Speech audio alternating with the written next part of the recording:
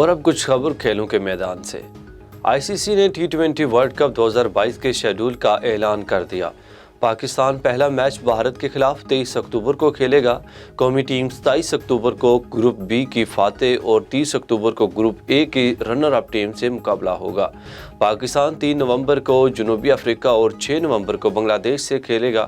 Semi final 9 اور 10 نومبر اور final 13 نومبر کو کھیلا جائے گا۔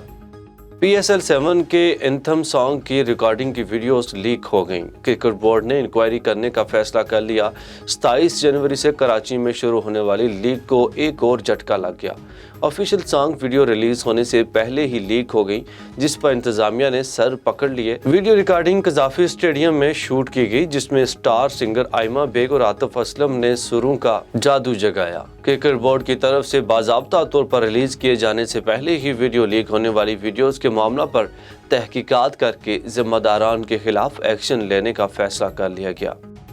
ICC نے one day team of the year کا اعلان کر دیا۔ بابر اعظم کو ٹیم کا کپتان مقرر کر دیا گیا ہے۔ بابر اعظم نے ایک اور اعزاز اپنے نام کر لیا۔